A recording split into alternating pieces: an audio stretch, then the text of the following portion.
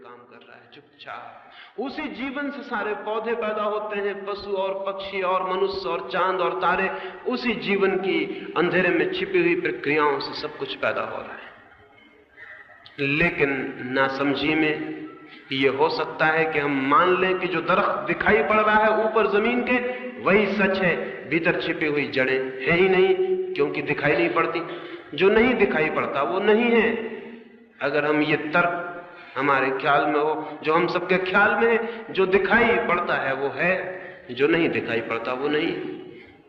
अगर ये ख्याल हमारे ऊपर आ जाए तो फिर हम जड़ों की फिक्र छोड़ देंगे, पौधों की पत्तों की फिक्र करेंगे, शाखाओं की फिक्र करेंगे।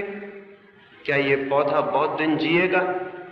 और अगर जिएगा भी तो रोज रोज कुम्हलाता जाएगा, रोज रोज इसकी हरियाली कम होती जाएगी, रोज रोज इसमें फूल आने कम होते चले जाएंगे। एक दिन ये पौधा मर जाएगा। अगर पौधा कुम्हलाने लगेगा तो हम समझ जाएंगे कि कोई भूल हो रही। लेकिन आदमी रोज रोज कुम्हलाता जाता है और हम नहीं समझ पाते कि कोई भूल हो रही। और आदमी रोज रोज दुखी और उदास होता चला जाता है और हम नहीं पहचान पाते कि कोई भूल हो रही। एक भूल हो रही है, हम आदमी की जड़ों को भूल गए हैं। हम आदमी के भीतर जो अदृश्य जीवन की शक्तियां हैं उनका हमें कोई स्मरण नहीं, उनका हमें विस्मरण हो गया है, उनकी हमें कोई याद नहीं। जीवन की कला में जीवन की जड़ों को खोजना पहली बात है।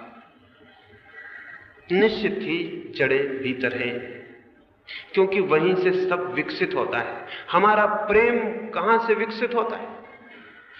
कभी तुमने सोचा? हमारा चिंतन कहां से जन्मता है? तुमने कभी सोचा? हमारी सारी शक्ति कहां से आती है? कभी तुमने ख्याल किया? भीतर से। एक दिन अचानक हमारे भीतर विचार का जन्म होता है, प्रेम का जन्म होता है। हमारे भीतर से कुछ उठता है और बाहर की तरफ फैलता चला जाता है। जीवन भीतर से बाहर की तरफ है, लेकिन हमारी सारी शिक्षा, हमारा सारा समाज, हमारी सारी संस्कृति बाहर से भीतर की तरफ है। हम क्या कर रहे हैं अपने विद्यापीठों में, अपने स्कूलों में? कुछ ज्ञान बाहर से भीतर डाल रहे हैं, कुछ बातें सिखा रहे हैं, सीख लो। बाहर से डाली जा रही हैं बातें और भीतर हम उन्हें इकट्ठा कर रहे हैं। ये ज्ञान झूठा है, ये ज्ञान जीवन की तरफ नहीं ले जा सकता। हाँ, इस ज्ञान से नौकरी मिल सकती है, इस ज्ञान से आजीविका चल सकती है,